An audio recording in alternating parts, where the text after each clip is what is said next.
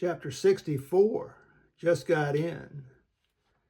Captain is a small star not much bigger than the planet Jupiter. The Captain star system contains 5 planets, 4 of them about the size of Mars. Captain Prime, the largest of the 5 planets, and at present the only habitable one, has an atmosphere and gravity comparable to Earth. My prediction is that one of the smaller planets, probably the one closest to Captain Prime, will be terraformed, and because of its lighter gravity, will be the new home of Captain Prime's dairy and beef cattle industry. After a fairly long journey, the Tobacco Road landed safely at Captain Prime's main spaceport. We had waited in orbit for a week before being given permission to land. This was due to so many people and spaceships arriving from distant places and planets for the Interstellar Dairy Queen Beauty Pageant and Convention. For the purpose of brevity, it being the soul of wit after all, we will resort to using the locals' terminology and call the planet K Prime and the beauty pageant and convention DairyCon. My fingers thank me. Being at loose ends, I offered to help set up Frick's booth on the DairyCon convention floor, which was the size of 10 football fields. They put us on the 50-yard line of the third field from the north end. Frick set up 4 folding tables, 2 side by side in front and 1 on each side. We then followed his instructions in arranging what Frick deemed an attractive and persuasive display of the pipe tobacco and Cuban cigars. There was only one brand, of course, of Cuban cigars, that being the finest brand in the universe. Frick had, however, brought 42 different brands of pipe tobacco, each one, as he boasted, unique and special in its own way. That was how our booth was set up, but Frick had rented 3 spaces, all juxtaposed to each other. One side was a place for the Enigma from Sigma and Jack the Skipper to play jingles promoting Frick's Cuban cigars and pipe tobacco, as well as other songs from across the universe. On the other side was a booth where Frick sat in a lounge chair with an empty lounge chair across from him. There was a banner hanging above the booth with the following invitation: sit and chat and chew the fat with BD, the benevolent dictator. Another smaller banner read, talk pipe tobacco, Cuban cigars, and whatever else is on your mind. And an even smaller banner attached to the table said, we're here to make your life better, no matter how long it is. That Frick was quite the interstellar salesman. At 6 p.m., I excused myself. I had a dinner date with Mark, a.k.a. Mark, and Tammy, i.e. Tammy. Chapter 65, Johnny Cakes. While exiting the convention floor on my way to dinner, I noticed a booth belonging to the planet Dora Dora. It was promoting the milk substitute product Mora Mora. The booth was empty except for the 2 Dora Dora reps. I have to say they looked a little glum. Mark, a.k.a. Mark, and Tammy, i.e. Tammy, had chosen a place to eat called Washington 8 here. It specialized in the type of food eaten during the colonial era in North America on 18th century Earth. It seemed an odd choice, but then I recall Mark, a.k.a. Mark, had always been interested in learning more about the vast variety of cuisines throughout the cosmos, past and present. Caparina, the bustling capital of K Prime and the home of DairyCon, was a true intergalactic city. It celebrated the cultures of many different worlds and was proud of its ability to enlighten and entertain almost anyone who dropped in for more than just a day.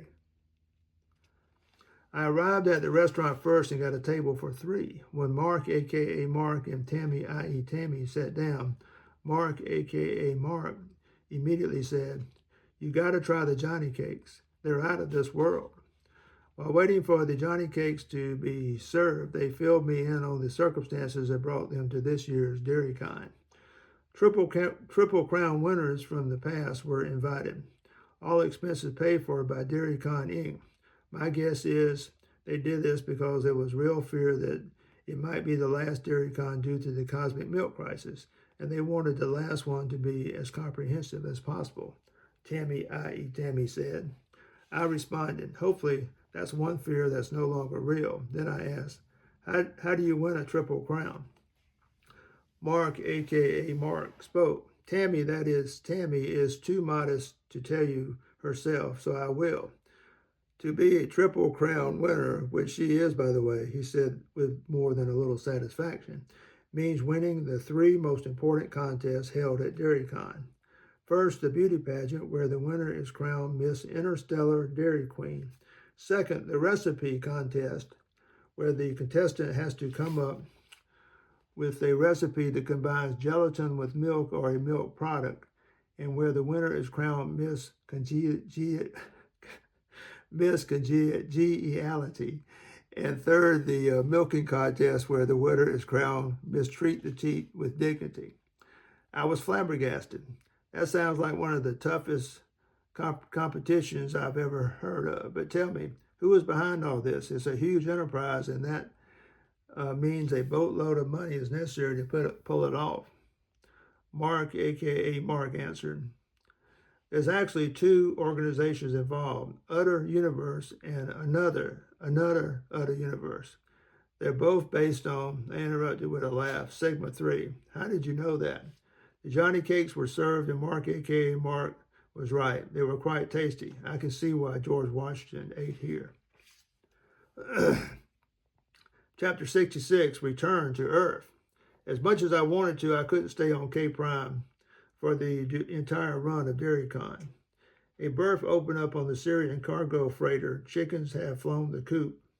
It was leaving K Prime on a nonstop flight to Earth in 2 days, while DairyCon was slated to run for another week, culminating in the crowning of the new Miss Interstellar Dairy Queen. 2 days, though, did give me time to say goodbye and give my best regards to Frick Fontaine, the benevolent dictator, Mark, a.k.a. Mark, Tammy, i.e. Tammy, the Kentucky Colonel, a.k.a. the Enigma from Sigma, Jack the Skipper, and Jennifer Golightly. As Malachi Jones once said, parting is at times a necessary facet of life. The captain of Chickens That Flown the Coop, Amy Avoirdupois, was first cousin once removed with Frick and Fondue Fontaine. In fact, she was planning to pick up several tons of Cuban cigars when she got to Earth. Her ship had stopped on Cape Prime to get a load of lima beans, which she was taking to Earth. Lima beans are some in what used to be the old American South called butter beans, could no longer grow on Earth due to a change in the atmosphere.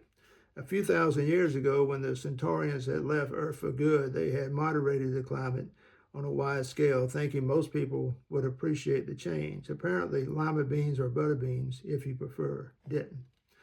The flight was long and without incident. I mostly slept, ate, and played shuffleboard. A few months after departing Cape Prime, we landed at Trumpmark, the Syrian's principal spaceport in the northern hemisphere of Earth. I then took a commuter train that promised to take me to within walking distance of my old stomping grounds around Goodsite, where I hoped to find my MPV in good shape after several centuries of storage. The train took me all the way to Nuevo Colombo, which left me within an easy 35-mile jaunt of Goodsite. When I got there, I found a beehive of activity going on. 2 tall young men stood under the oak tree that once stood in front of where my home/office used to be. I walked up and said, "Howdy, boys, what's going on?" The one with a full beard replied, "We're moving our dairy operation to Mars. Haven't you heard the news? Scientists have discovered that dairy, as well as beef cattle, need low gravity to thrive and survive. Our old family dairy business has been shut down for over 200 years, but now we're jumping back in with both feet. We're here today to see if any of the old dairy equipment is still salvageable." "You boys wouldn't belong to the Shumpshires clan by any chance?" "Yes, sir, we do. I'm Shatner, and this is my cousin, Senegal. We'll be in charge of the Mars operation." I simply said, "I'm Nick. I didn't see any point in adding the Newcastle part." We shook hands, and I wished them luck in their new endeavor. Across the road from the old Shumpster's dairy operation was the Forever is a Long Time storage facility. An old guy at the front desk accepted my credit card for payment. He went back into the main storage area and in a few minutes drove up in the MPV.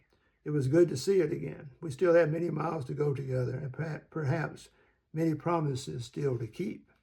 Before driving off, he shared a little homespun wisdom with me. He said, "There's only one kind of milk that we can't do without." "And what kind of milk is that?" I asked. "It's the milk of human kindness. Take care now." And then he waved me out of the parking lot. The end.